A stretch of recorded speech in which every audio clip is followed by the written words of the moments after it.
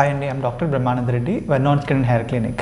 So brightening ముఖ్యంగా పెళ్లి కొడుకు పెళ్లి కూతురు వీళ్ళకి బాగా దే ఆర్ వెరీ పర్టికులర్ అండి. అంటే వాళ్ళకి చాలా ఇంపార్టెంట్ కూడా. అంటే ఆ ఇంపార్టెంట్ డే కాబట్టి అందరూ చూస్తారు, లేకపోతే ఎక్కువ ఫొటోస్ తీస్తారు, లైఫ్ టైం మెమొరీ కాబట్టి దాంట్లో ఆ రోజు మనం బాగా కనిపించాలనుకొని అందరూ చాలా ప్రోడక్ట్స్ వాడాలనుకుంటారు. అంటే వాడితే ఏమవుతుంది అంటే ప్రోడక్ట్స్ షార్ట్ కట్లో చేయాలనుకుంటున్నారు అనుకోండి, 1 డేలో 1 వీక్లో బ్రైట్ అవ్వాలి అంటే మటుకు స్టెరాయిడ్స్ లేకపోతే స్కిన్ సైడ్ ఎఫెక్ట్, ర్యాషెస్ ఇవన్నీ కూడా రిస్క్ అండి. అలా కాకుండా మనం ప్లాన్ చేసుకున్నాం, ఒక 1 year టైం ఉందనుకోండి మనకి, ఆర్ 9 months టైం ఉంది, 6 months టైం ఉంది, అంటే ఇంత టైంని బట్టి మనం ఏం ప్లాన్ చేయొచ్చు.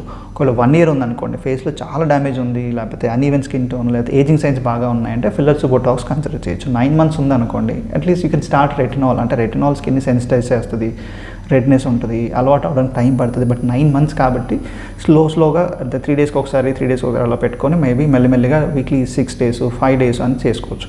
సో దాంతో కూడా కొంచెం యాంటీ ఏజింగ్, అంటే ఏజింగ్ సైన్స్, ఫైన్ లైన్స్ని తీసేస్తుంది. ఒకవేళ మనకి 6 months ఉందనుకోండి, 6 monthsలో ఏం చేస్తున్నాం మనం, లేజర్ ట్రీట్మెంట్. అంటే స్కార్స్ ఏమైనా ఉన్నాయి మనకి, అన్ఈవెన్నెస్ ఏమైనా ఉంది, లేకపోతే ఏజింగ్ సైన్స్ ఏమైనా కనబడుతున్నాయి, CO2 ఫ్రాక్షన్ లేజర్ అని, లేకపోతే మైక్రోనీలింగ్ RF అని, లేకపోతే PRP అని, ఇలాంటి ట్రీట్మెంట్స్ అన్ని మనం సజెస్ట్ చేయొచ్చు.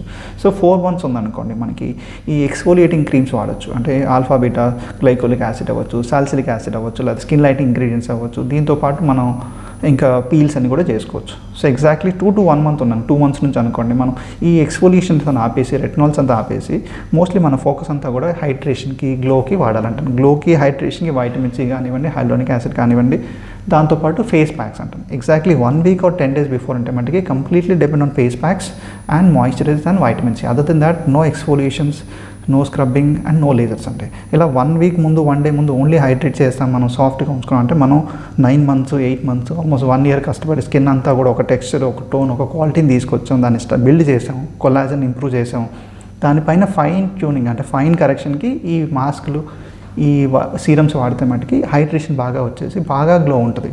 స్కిన్ అంతా కూడా ఒక కలర్, స్మూత్గా సాఫ్ట్గా ఉంటే మటుకి మేకప్ వేసినా కానీ బాగా రిచ్ కనబడుతుంది మన స్కిన్.